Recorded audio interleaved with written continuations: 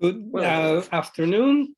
My name is Marco Carnovale from the Brussels Wine Club, the roving sommelier, and we are here today on a virtual meeting with Andrea Giraud of Pascal Chatonnet, which is a chateau in Bordeaux on the right bank, so la rive droite, which is famous, of course, for its merlot, sometimes by itself, sometimes mixed with the other famous grapes of the left bank, the Cabernet Sauvignon and the Cabernet Franc. So we'll hear about that. We'll give the floor to Andrea first to talk to us about the Pascal Chatonnet Chateau, and then we will have some comments on 3 wines, which she kindly provided and which we have tasted already, but 2 we have here and we'll taste together. And that hopefully will allow our listeners to learn more about this chateau, which I must say it's a big discovery for me. I didn't know about it before, but I'm very, very pleased. It's very good quality products. So Andrea, floor is to you. Thank you very much, Marco. So I'm working for the Vineyard Chatonnet for about 2 years now. I'm taking care of the export sales, and the Chateau Oceanio is our main chateau, but we have different wines, and I will explain to you later about those different wines.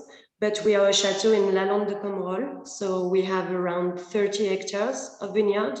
It is still a family property, so Pascal Chatonnet owns the chateau and the vineyards, and he's also a very known wine consultant around the world.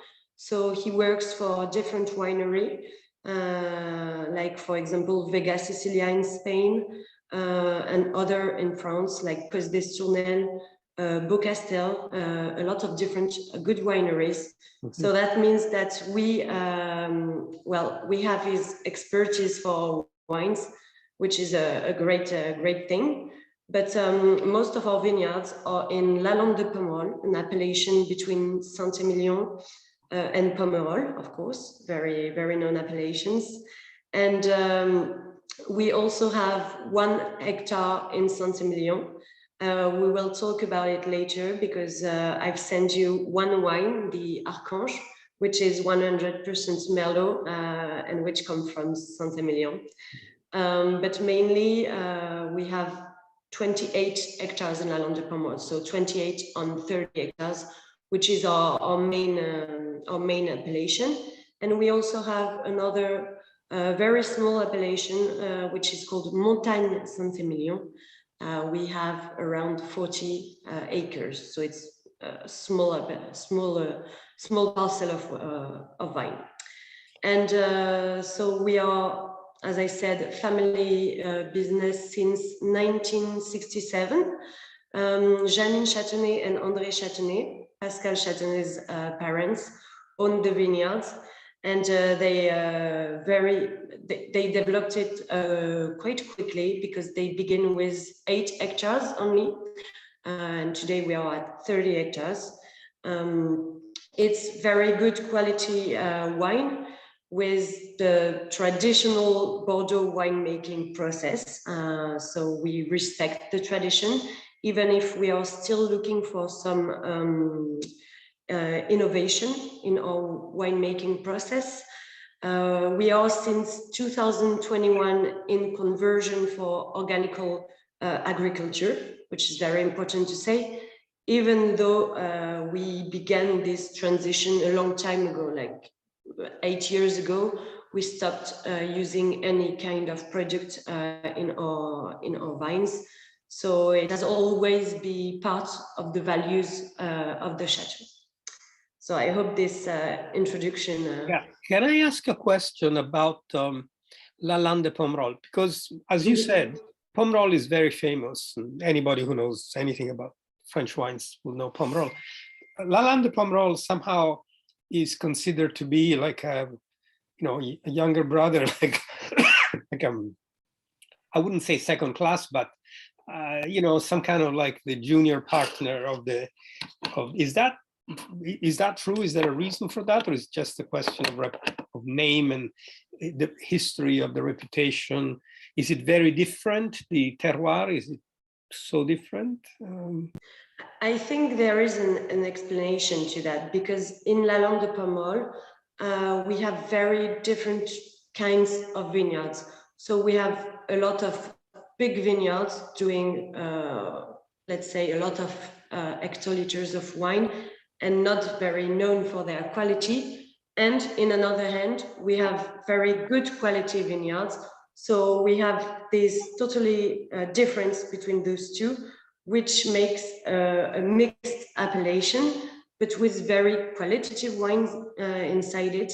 And what's interesting for the consumer at the end is that they can have like the same and even better quality than a Pomerol, for example, but with a much less expensive price. So it's actually a good thing for Which the is consumer. actually always a very important factor, because obviously it's easy to buy excellent wines if you're spending a lot of money, but the challenge is to get a good quality to price ratio, which is not always easy. So maybe that's one reason to explore La Lande de Pomerol a bit more.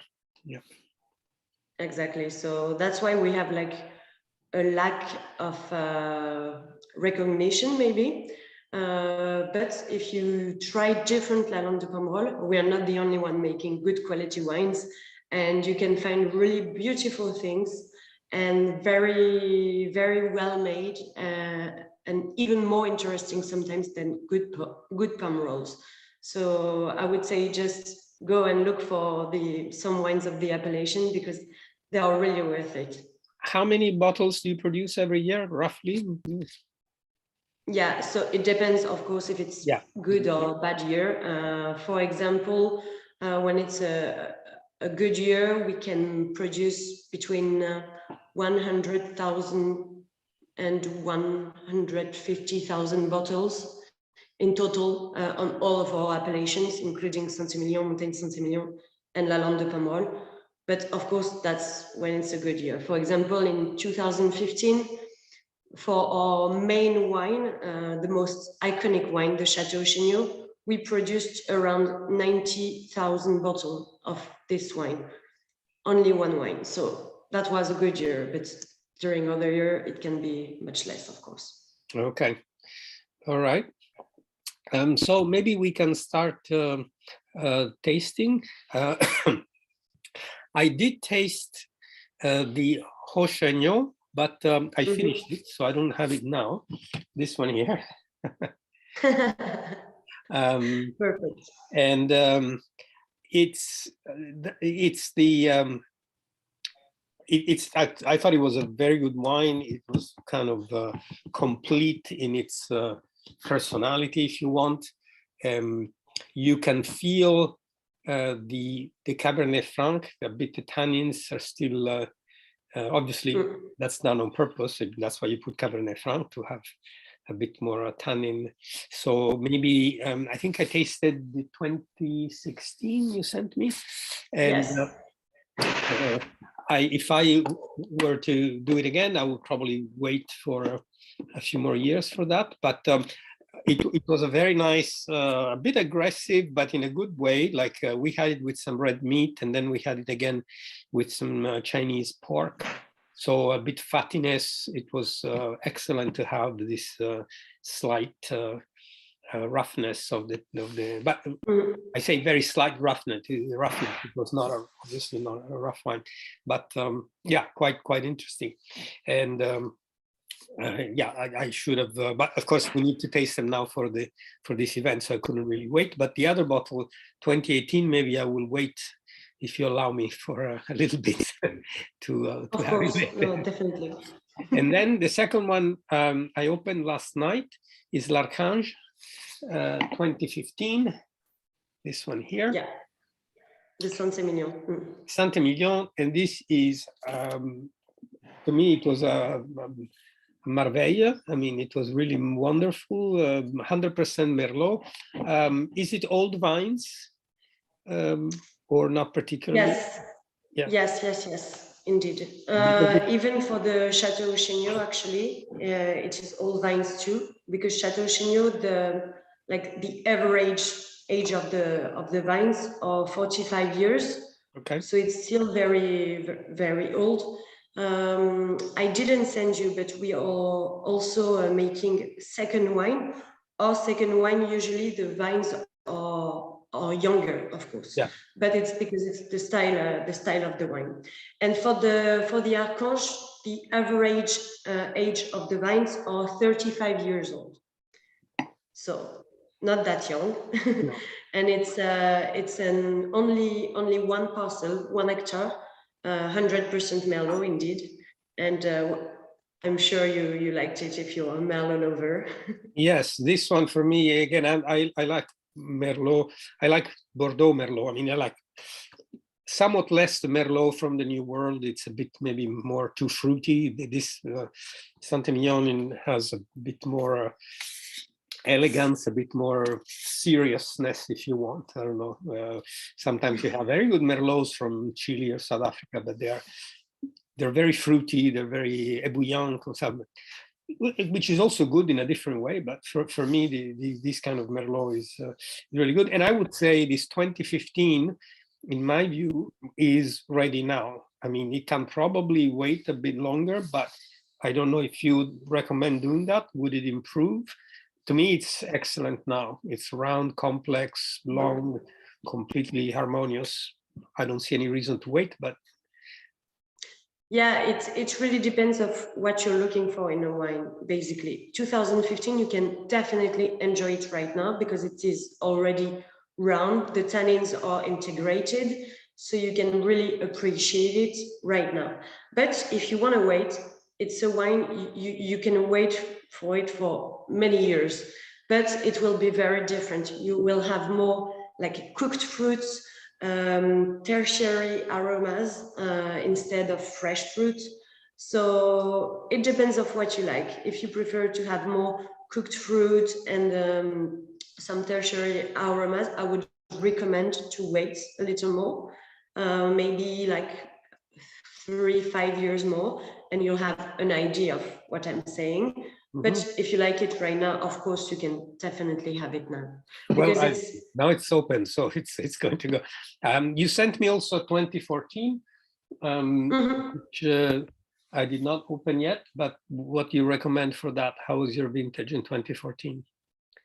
So I've tasted it not that long ago, and I think it can wait longer, but it's already ready. So you can definitely open it, enjoy it. It is very different from the 15 because both vintage, like the weather was totally and completely different, so they were not worked the same way. And it's actually interesting if you can drink them side by side, so you can compare both of the vintages.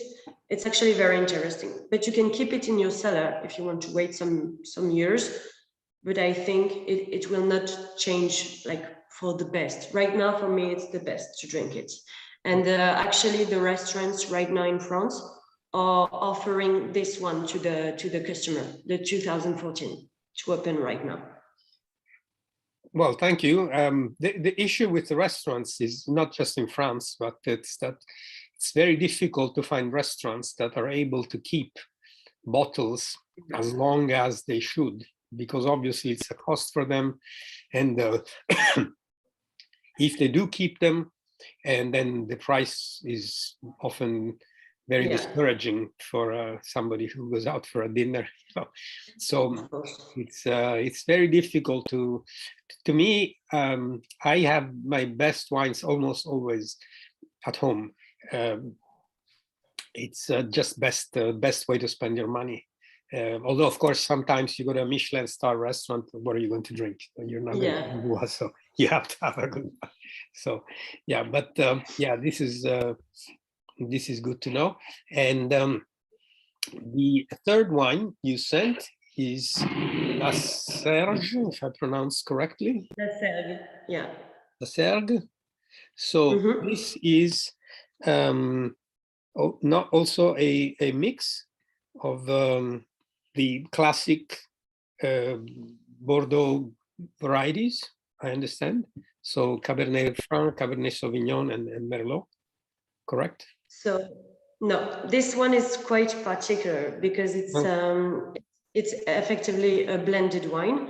Yeah. So there are three different grape varieties.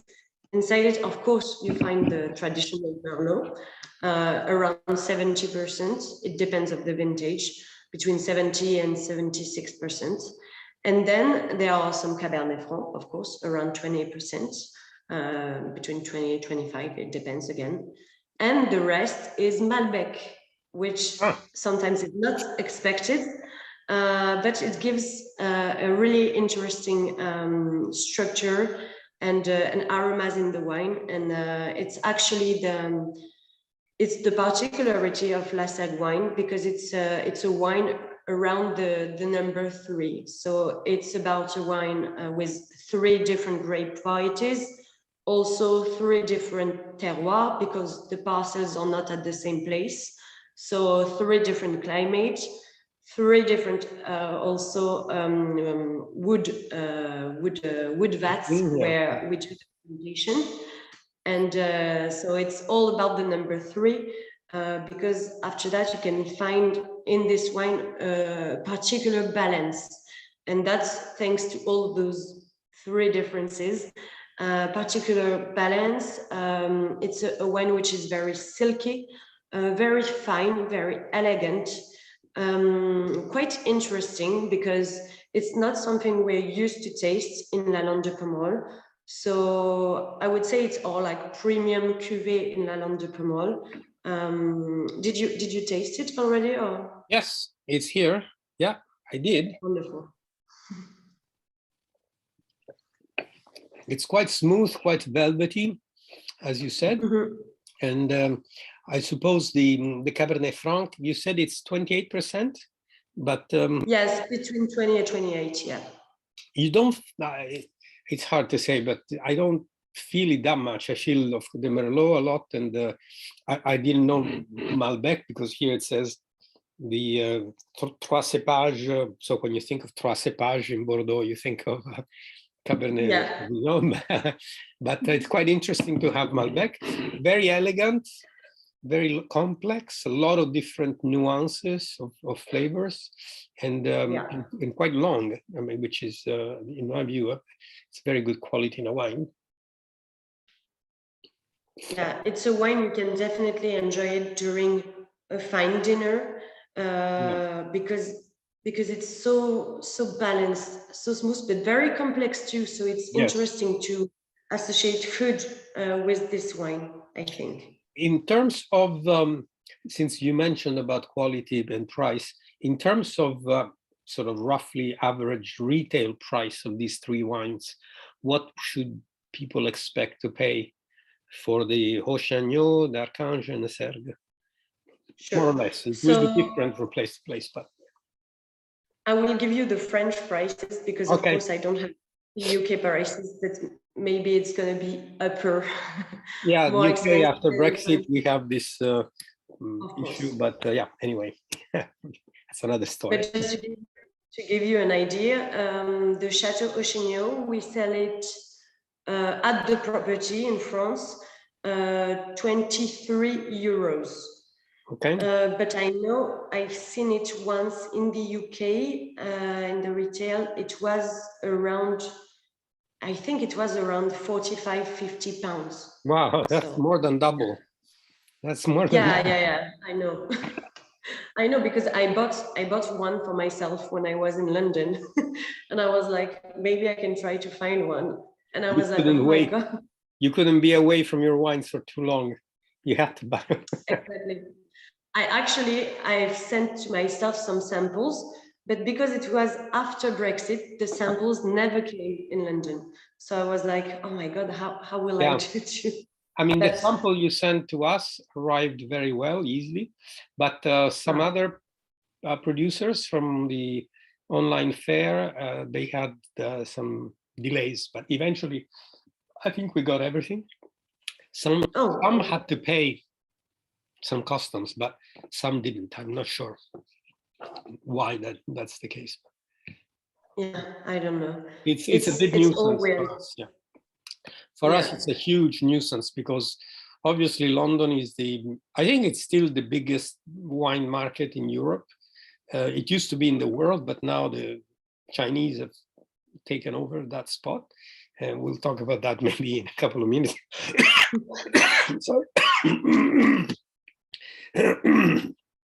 But now it's sorry, it's a bit of an issue with shipping. If you take wine yourself, like when I drive, you can take is it 24 bottles per person. So if my wife and I come, it's 48 bottles if I drive from France. So that's good enough. And they never check, to be honest. So if somebody wants to drive from France to Calais, and very rare, and so it's fairly safe.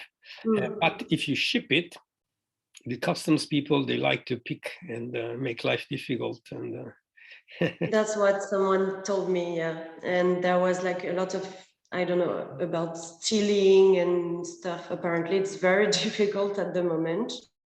But I think they just want to make sure that everything is respected, and maybe that's why there are delays. Yeah. I really don't know. So how about Archange in terms of price?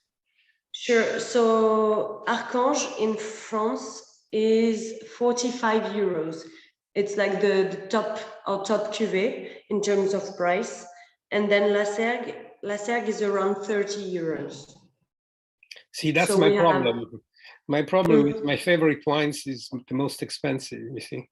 It's always like that. No, I like all three of them, but I must say Archange has struck my heart. So anyway, I think that's still quite an acceptable price for the quality.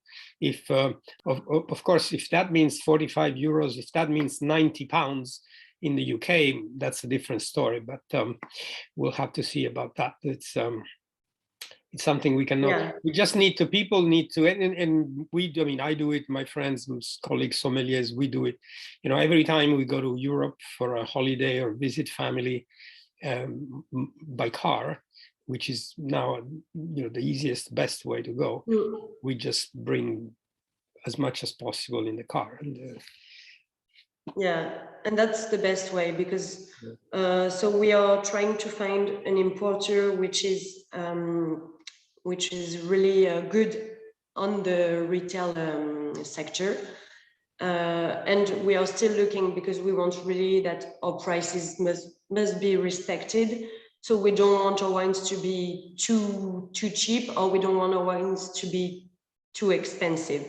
So we really need to find someone who respects the prices by respecting, of course, his transport cost, his margin and everything. But we want it to be fair enough for the consumer. So that will be my job basically this year. How long have you been in this job now? So I've been working for 2 years for the Vineyard Chatonnet, but I started at the export since last year. I started in August from last year, so almost a year now. Okay.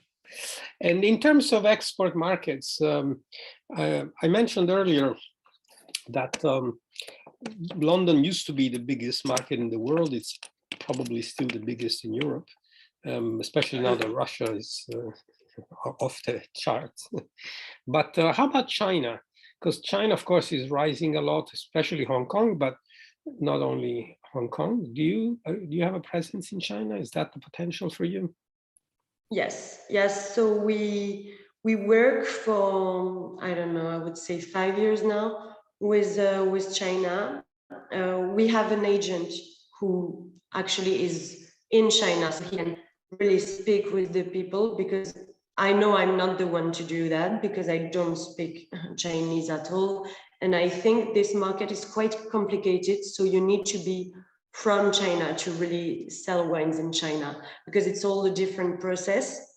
So we have an agent, and he resell our wines to different customers, but most of them are like luxurious restaurants, luxurious hotels, because they love Bordeaux wines, and they love also the Archange, of course, which is a Saint-Emilion, and they really enjoy the taste, and they are quite developing, even if since COVID we had like a slowdown on this market, and hopefully we were not only working with the Chinese market, because it would have been complicated. But right now it's going back again, in a good way. So that's nice. But I know that with COVID it was definitely complicated, and I know a lot of chateaux were working almost only with China, and it was a very difficult period for them. So we only have one agent, and he's the one taking care of the market at the moment. We don't know how it will be in the future, but I know it was it's a difficult market, because sometimes they can have also a particular request. I know that during 1 year they wanted like an amount of bottles, like big amount of bottles, and they wanted to relabel all of the bottles with their colors, with Chinese letters and everything. And it's quite difficult when you don't know the rules there, the rules here. You need to respect everything. So that's why now we have someone taking care of the markets. It's definitely easier for us. I'll send you a message later. My wife is Chinese, and she's a wine lover and knows a lot about wines, and maybe she can help you. I don't know. Yeah, no, maybe, because I know it's really, really difficult, and if you don't speak the language, and also well, the way of seeing wine, it's very different there than it is here. So that's why we wanted someone who is Chinese to take care of that. So our contact is Chinese, but he's also very, like, he speaks very good English. So we speak in English, and he takes care of everything. And it works very well. It's wonderful that way. Yeah, excellent. And you should, I recommend you watch a movie that's called The Red Obsession. Maybe you've seen it already. Red Obsession. It's about the wine in China, about how some rich Chinese, as you say, they become very obsessed with European wine, particularly Bordeaux wines. And they want to, of course, they bought some chateaus altogether, and they want to have, their wine in their bedroom, and they have very peculiar habits. But obviously, it's a huge market now, so you have to. Yeah. And there's also a book that I may recommend to our listeners as well. It's called The Chinese Wine Renaissance. The Chinese Wine Renaissance. And it's about how the Chinese have come back to love wine and spend money on wine. I say come back because China has a long history of winemaking, even though in the last few decades and centuries, maybe it was not so widespread, and they use more rice liquor and rice wines. But now this renaissance of grape wine, of real wine, is really making huge strides. And of course, given the size of the population, it's something that cannot be ignored. So definitely. Yeah. And which are your top markets? Is France your main? So of course our first market is France, and at the export we work a lot with Europe, and well, right now outside Europe, because we work with UK too. But our main markets are Belgium. Belgium is like the top one. Really? Belgium, Germany, Switzerland, UK, And right now we are trying to develop also Austria.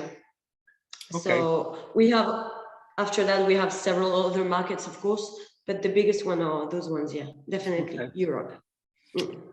Very good. Thank you very much. This has been very informative. Thank you very much for your samples, which have been most enjoyable. I will put them, as I said, in our website and on YouTube, and you will see some brief comments and scores and so on. But thank you very much for the opportunity. If in the future you want to continue, maybe we'll, we're obviously ready to cooperate with you, and maybe we'll see you next year at the online fair with new Wonderful options. Maybe we'll see sure. Bordeaux. Thank you very much, Marco. It was really a good exchange.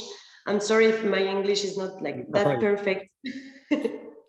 Your English is very good and far better than what we get a lot of times. It's very, very good. No, you are able to convey a lot of the nuances and the details. So, very good. Wonderful. Thank you very much. Enjoy the rest of the afternoon. Take care. You too. Bye-bye. Bye.